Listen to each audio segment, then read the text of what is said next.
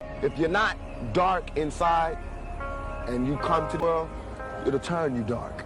You know what I'm saying? And so if you really have sunshine in you, it's not good to play in the dark. It's just going to extinguish your fire.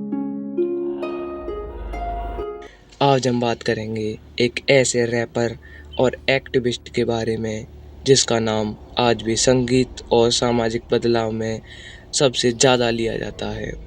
वे थे टुपैक Amru Shakur, जिनकी ज़िंदगी ने संगीत के साथ साथ पूरी दुनिया को हिला कर रख दिया। टुपैक की ज़िंदगी में संघर्ष था, पर उनका योगदान अब भी जीवित है।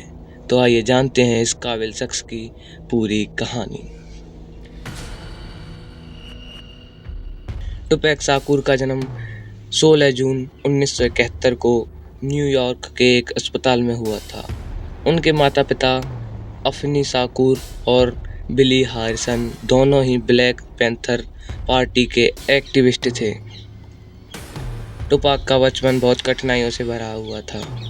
उनके माता पिता का शादी के दौरान रिश्ता टूट गया था और टुपैक की मां ने उन्हें अकेले पाला। टुपैक के जीवन में संघर्ष हमेशा रहा। वो एक ऐसे परिवार से थे जहाँ संघर्ष, अन्याय और बदलाव के विचार थे।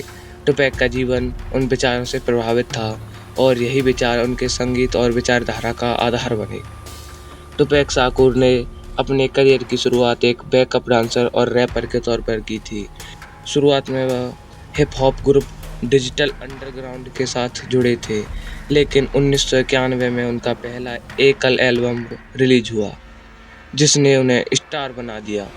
इस एल्बम ने उन्हें रैप इंडस्ट्री में एक बड़ा नाम दिलाया और उनका गीत ब्रेंडार्स गॉट अ बेबी और ट्रैप्ड जैसे गानों में उन्होंने सामाजिक मुद्दों पर बोलते हुए एक नया आयाम प्रस्तुत किया। टुपैक की रचना केवल संगीत तक ही सीमित नहीं थी कि संगीत में समाज के दर्द, गरीबी, नस्लीय भेदभाव और पुलिस के द्वारा किए गए अत्याचारों की कड़ी आलोचना थी। टुपैक के गाने जैसे keep your head up, changes और डियर मामा ने उसे केवल रैपर ही नहीं बल्कि एक आवाज़ बना दिया। उनके गीतों में न केवल व्यक्तिगत अनुभव थे बल्कि वे समाज के बदलाव के लिए भी प्रेरणा देते थे। टुपैक का मानना था कि अगर लोग एकजुट हो जाएं तो वे सामाजिक और नस्लीय मुद्दों को बदल सकते हैं। हालांकि टुपैक की ज़िंदगी ने उन्हें सफलता दी, लेकिन वे हमेशा विवादों में ही घिरे रहे। 1993 में उन्हें एक शूटिंग केस में आरोपी ठहराया गया, जिसके बाद उनकी लाइफ और करियर दोनों प्रभावित हुए।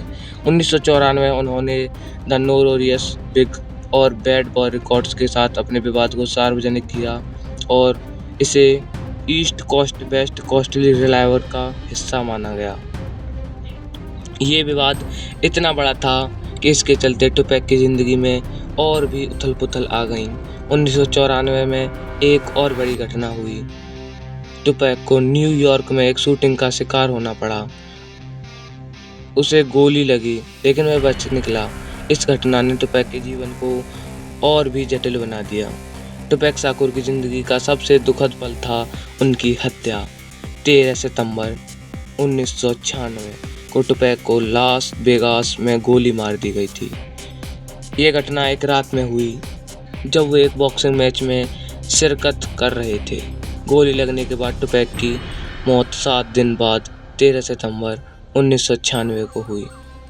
टुपैक की मौत के बाद भी कई तरह की अफवाहें और थ्योरीज सामने आई कि वे अभी भी जीवित हैं या फिर उनकी हत्या के पीछे कुछ और लोग शामिल थे, लेकिन आज तक टुपैक की हत्या का रहस्य पूरी तरह से नहीं सुलझ पाया। टुपैक की मौत के बाद उसकी छवि और संगीत आज भी लोगों के दिलों में जीवित है। जय हिंद।